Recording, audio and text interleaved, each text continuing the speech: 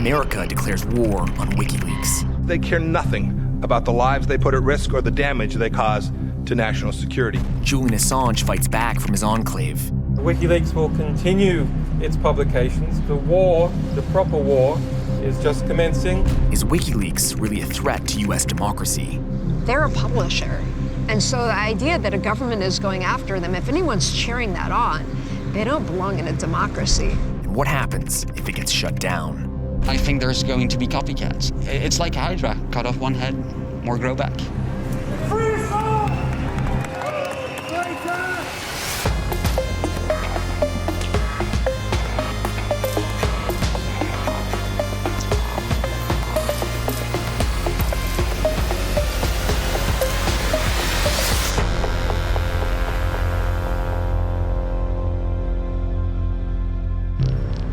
Five years on, and Julian Assange is still holed up in the Ecuadorian embassy in London, trying to avoid extradition to the United States.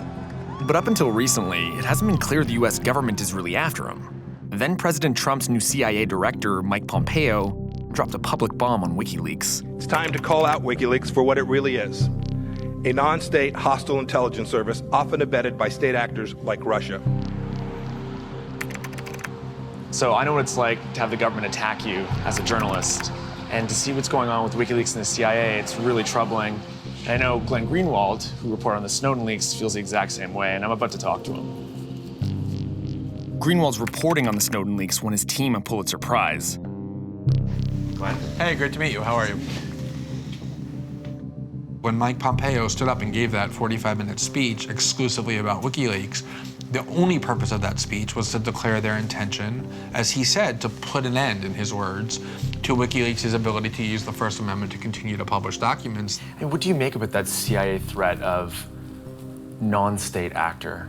I mean, that's a pretty harsh term. I mean, I'm a national security reporter. Non-state actor, that's reserved for terrorist organizations. Yeah, you know, if you think about what it means, it actually gets more disturbing, right? They want to criminalize the publication of secret documents, which is the heart and soul of what news organizations do all of the time. But because it is directed at WikiLeaks, an unpopular organization among the mainstream media, as opposed to insulting CNN or New York Times reporters, mainstream journalists seem to be indifferent to it, if not outright supportive of it. Do you think WikiLeaks is Julian Assange? Do you think without him, there is no WikiLeaks? Like, let's say he goes to jail. I mean, is it over? Whatever else you want to say about Julian and his personal behavior and his choices, he's been a visionary in terms of revolutionizing how transparency is effectuated in the digital age. But over the years, it's become an increasingly totalitarian organization, by which I simply mean that there isn't much to WikiLeaks other than Julian. There are much fewer people now who he trusts, and it's very hard at this point to separate the organization from the person. I'm in Berlin to meet one of the people Assange does trust. Renata Avila is one of his lawyers and close confidants. She believes that if the Americans are able to take down WikiLeaks, it will endanger democracy by stifling freedom of the press around the world. That's not Julian, is it? No. That the thing is that it could be anyone, you know? Yeah. And it's quite symbolic. This is not only an American problem, this is a global problem. And if a country that has preached to defend freedom of the press and freedom in general, liberty in general, heads in this direction, what can we expect for the rest of the people? It's an attack to my right to know and my right to truth. But Julian Assange isn't stopping. WikiLeaks recently pissed the CIA off by releasing Vault 7, thousands of documents revealing the scope of the agency's cyber arsenal. And it proves the American spies can hack into virtually anything that's connected to a computer. The Central Intelligence Agency lost control of its entire cyber weapons arsenal. This is a historic act of devastating incompetence. Vault 7 publication is, I will say, that one of the most interesting publications for him as an editor, because he's one of the few people in the world that can understand the impact of and the technical aspects of that. And do you think it was that publishing of the Vault 7 documents that got the attention of the CIA and DOJ? I think that was a trigger. So when was the last time you saw Julian, and how long did he can last in that embassy? We keep regular visits because there are many things that we cannot discuss via electronic means. He's a very resilient person. As long as he has access to the internet and he has ability to continue his role as editor, even if his health is not optimal, I'm confident that he can continue resisting as long as he is free to speak. Some consider WikiLeaks a First Amendment champion, but to others, it's a geopolitical pariah. And I'm about to meet a man who was there at the very beginning. The thing is, Julian is an extremely and exceptionally intelligent person. And I think partly that is his problem, because he sometimes thinks that he's so much smarter than everybody else, that he's the one playing everybody. He's the one with the endgame.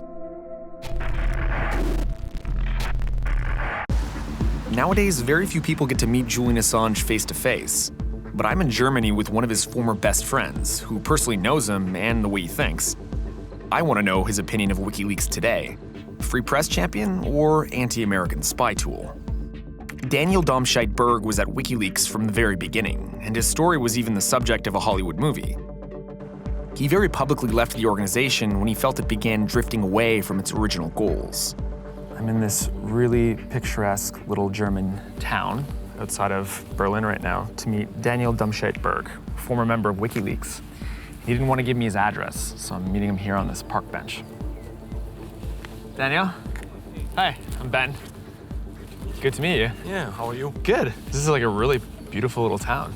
Yeah, that's kind of why we're here. Yeah, seriously.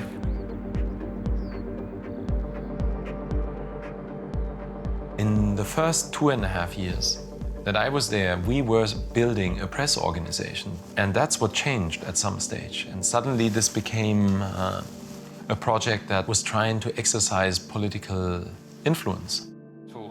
While he was there, Domscheit-Berg told me there were definitely times leakers used WikiLeaks as a political weapon. The most infamous incident is the so-called ClimateGate leaks, where hackers handed over emails in order to cast doubt on the reality of climate change.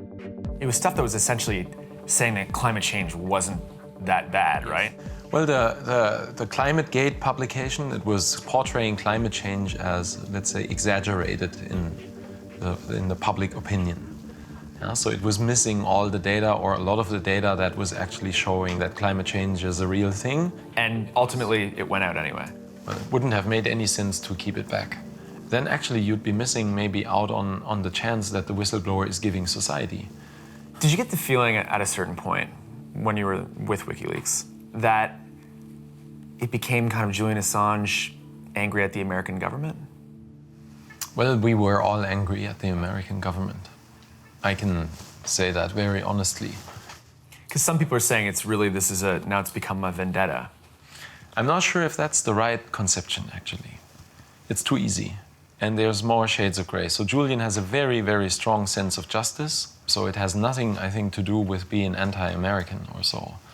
But it's rather he's applying this strong sense of justice to some of the actors out of that conflict. And that's what I don't really get, because I don't understand why you would support the Trump side of things.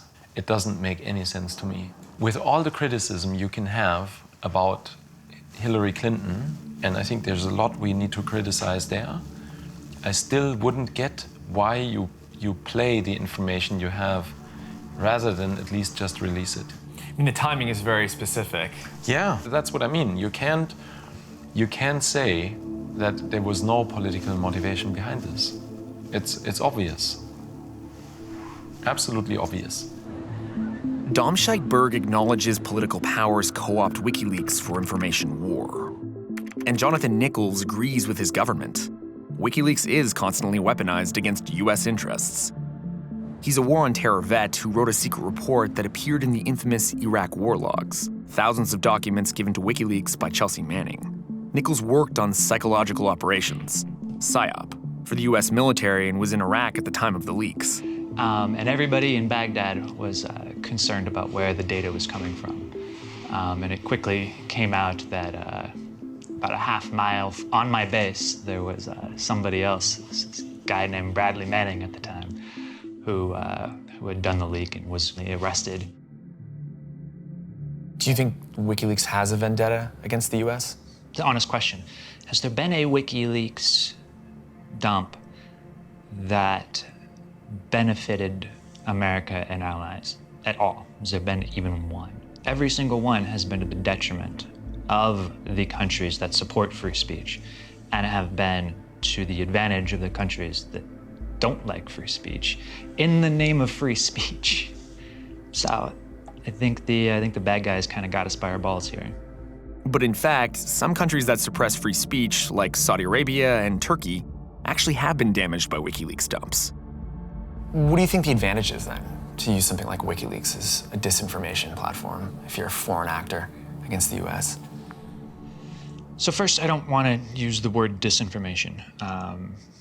I haven't seen evidence that there's been overt lying. Propaganda isn't about lying a lot of times. It's about presenting the narrative that you have in the most compelling light while undercutting the adversary's narrative. So do you agree with that, that characterization of WikiLeaks as a non-state actor? So yes, the short answer is yes, I agree with that characterization. Really? The long answer is I'm concerned with using that specific language. The only other time I'm familiar with the language non-state actor being used is in terms of terrorist organizations. And I wouldn't go so far as to call WikiLeaks a terrorist organization. WikiLeaks definitely isn't Al-Qaeda, and Julian Assange is no bin Laden. But one thing is for sure, after the role he played in the 2016 election, some Americans still see him as the enemy.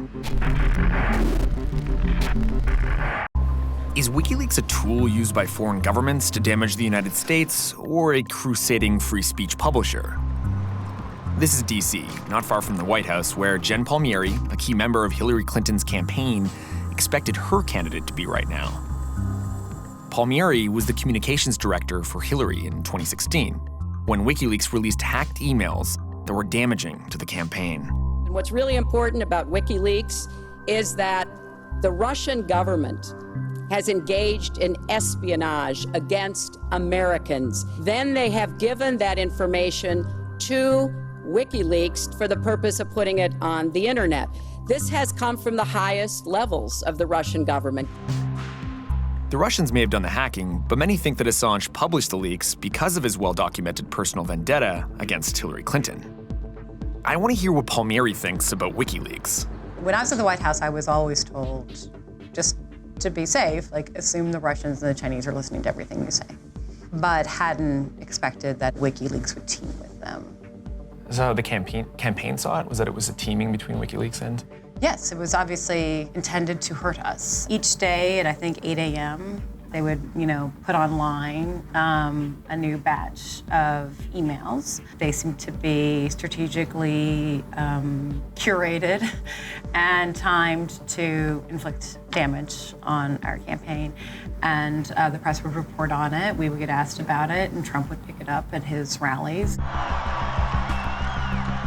Now, this just came out. WikiLeaks, I love WikiLeaks. The campaign felt like a Batman movie version of a presidential campaign with overly stylized villains. So why is WikiLeaks the villain? They are the villain because they teamed up with the leader of a country that wants our country to be weaker, and teamed up with them to undermine this very core principle of our republic. During the election campaign, candidate Trump embraced WikiLeaks. Then after taking power, President Trump changed his tune, essentially labeling WikiLeaks an enemy of the state. It's a perfect example of how fast whistleblowers can go from being heroes to villains, depending on how the government wants to see them. Jesslyn Radak knows that feeling. She's a lawyer and former whistleblower who went on to defend other leakers, like Snowden. Hi. Hey, how are you? Good to see you. Hey, Jess. Nice to meet you. Nice to meet you too. labeling WikiLeaks that way, is similar to the overkill in going after whistleblowers and labeling them as traitors and turncoats. That's exactly what I was called when I blew the whistle. And really, I was a lawyer. I was an ethics lawyer for the ethics office of the Justice Department. You represent Edward Snowden, and one thing that was interesting, when he was first coming out with all the information, he told the reporters, you need to put this out there as fast as possible, because if you don't, one of the potential things on the table is to eliminate you, to potentially kill you. Well, Edward Snowden, having worked for intelligence agencies and other clients of mine, know what they're capable of. If people think the CIA isn't knocking off people in other countries, or that's never happened, that's a really naive point of view. How bad do you think it could get for an organization like WikiLeaks right now? I think that the United States government and its allies are already doing everything they can to strangle WikiLeaks. The U.S. is very powerful and has very powerful allies. WikiLeaks, on the other hand, has the truth on its side. It's a journalist, it's a publisher, which should really raise alarm bells, no matter how you feel about WikiLeaks or Julian Assange in terms of a cult of personality. At the bottom line, they're a publisher. And so the idea that a government is going after them, if anyone's cheering that on, they don't belong in a democracy. I mean, it's the most anti-democratic thing I can think of. I mean, the First Amendment, which people in the US trot out all the time, protects speech that we hate the most. But despite people like Radax sounding the alarm, the Trump administration doesn't seem willing to protect what it hates: WikiLeaks, journalism, and Julian Assange. I want to talk to a member of one notorious hacktivist group that's willing to step up if WikiLeaks is taken down. Whether or not WikiLeaks is actually an enemy of the United States, the American government has decided that it is, and that means the organization is under the real threat of US action. One classic hacktivist group I'm acquainted with considers a world without WikiLeaks not a good one at all. So I'm in Berlin right now. I'm going to meet Discordian, a really old-school anonymous member, and he's never done an on-camera, in-person interview before. We're going to talk about WikiLeaks and the relationship with the collective. So what is so great about WikiLeaks? So when you leak to WikiLeaks, you are truly anonymous.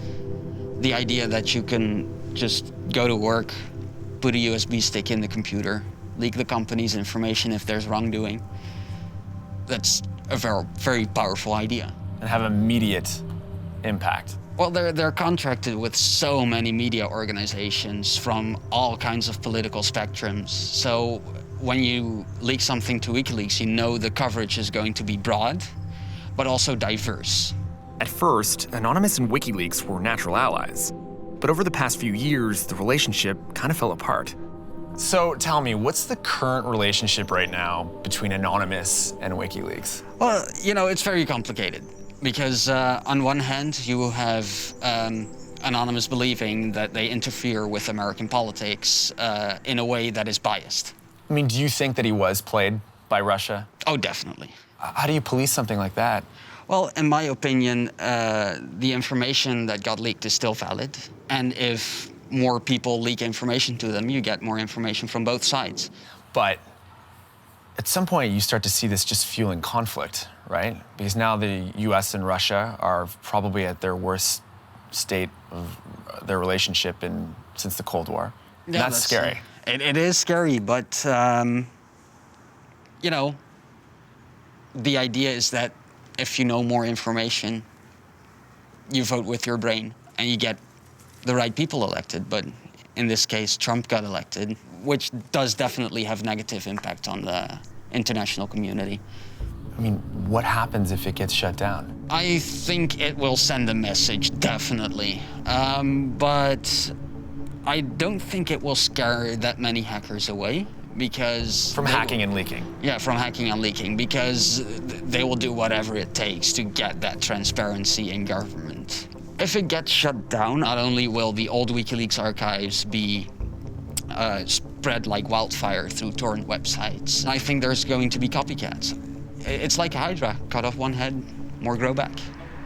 As you can imagine, Jen Palmieri, former Clinton staffer, isn't convinced WikiLeaks is a tool of democracy, or that it should be protected under the First Amendment. What's happening here is things are being selectively put out with an intent to harm and an intent to persuade people. But do you think if they were taken down, prosecuted for what they did, that actually could spell some pretty nasty things for freedom of press? Interesting, that hasn't been a question, right? It was stolen material, I don't know. They didn't steal it, they published it, but... They published it, right, but it was stolen. Jesselyn Radak, on the other hand, knows sometimes information needs to be stolen to be leaked. And there's a proud American history of it. The public does not realize how bad that would be for the public, because if you can prosecute WikiLeaks, you can prosecute the New York Times, you can prosecute The Guardian, you can prosecute any paper, no matter what. I mean, you're setting a horrible precedent that if you publish classified information or information that the government deems damaging to its interest, that makes you fair game for prison. I mean, you're upending the entire First Amendment. As the debate continues in the US, the standoff in London hasn't changed. And what do you think Julian's endgame is? Where's this all going? I don't think he quite knows, which in some sense is what makes what he's done admirable and courageous. I mean, at any moment, he could have just stopped. So I don't think he really looks past his next step. If he did, he wouldn't be in the situation that he's in. In an age where the Trump administration is actively finding ways to outlaw leakers in journalism, even going so far as saying they'd throw reporters in jail if need be, this whole WikiLeaks debate couldn't be more urgent. The view WikiLeaks, and by default Julian Assange, are enemies of democracy is dangerous to people like me, journalists. And the Trump administration, of all groups, once a beneficiary of WikiLeaks and its work, is going after them regardless of the constitutional consequences. For now, WikiLeaks keeps on leaking, and whatever the endgame is, it looks like it may be played out sooner rather than later.